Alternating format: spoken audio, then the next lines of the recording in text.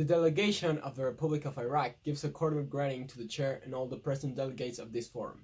In the name of Barham Salih, the nation recognizes the importance of the next topic: protocol of intervention in countries where there is a suspect use of chemical weapons. The Republic of Iraq has been a serious suspect of possessing nuclear weapons, including chemical ones. In 1991, the country had the first inspection by the International Atomic Energy Agency, and 1 year later, in 1992, different weapons were found in the territory. Those weapons were all given in a peaceful way and destroyed by the United Nations. 10 years later in 2002, the Republic of Iraq was once more an important suspect of possessing chemical weapons.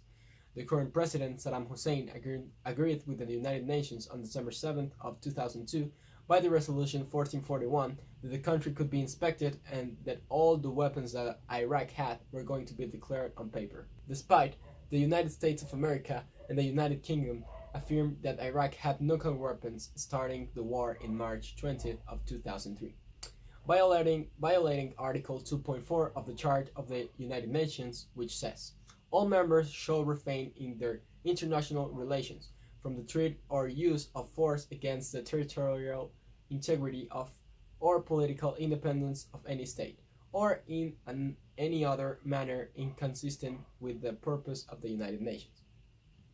Saddam Hussein was murdered 9 months later the war began, even though the conflict didn't stop there and the weapons hadn't been found. Months later, the British General of Intelligence, Mike Jackson, said that the intelligence was wrong. He declared there were no weapons in Iraq. What seemed to be gold wasn't, he said. So, there wasn't any clear evidence about the weapons. There was no reason for a war. The war had a length of 7 years, with no solid reason, killing 179,000 innocent civils and more than 40,000 militaries.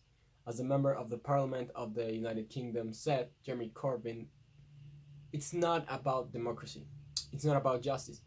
It's a war about oil, and it's a war where the main beneficiaries will be the arms manufacturers.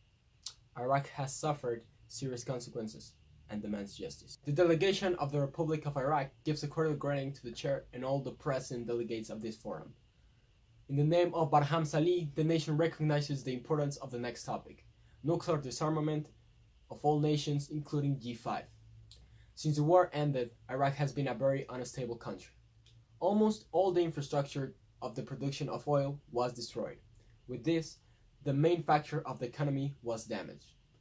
Because of all of this, Iraq doesn't have any type of nuclear weapons in the present. The country has lived a war. That's one of the reasons why Iraq signed the Treaty of Non-Proliferation of Nuclear Weapons. Since the war, the Republic has been working in a peaceful way with the United Nations, trying to find the best way to end with the nuclear weapons. Despite all the awful situations the nuclear war can create, there is still a lot of countries which haven't participated in the negotiation of the topic, such as Russia, United States of America, or North Korea, and a lot of others. The Republic of Iraq is open to negotiate with all these countries. A world with weapons isn't a safe world for anyone. Having a war in the present would mean the end of the world. The countries that are able to have a nuclear weapon gives them a lot of power, kind of power a human can't manage, only by thinking that one person could end with millions of innocent lives. A nuclear war isn't something fair for anyone. A nuclear war is the kind of war that would end the world. And after 12 years, Iraq is starting to be strong again, with a new government, an independent government, which is looking forward for a new future, a better future, ready and open to negotiate with any country for the common weal.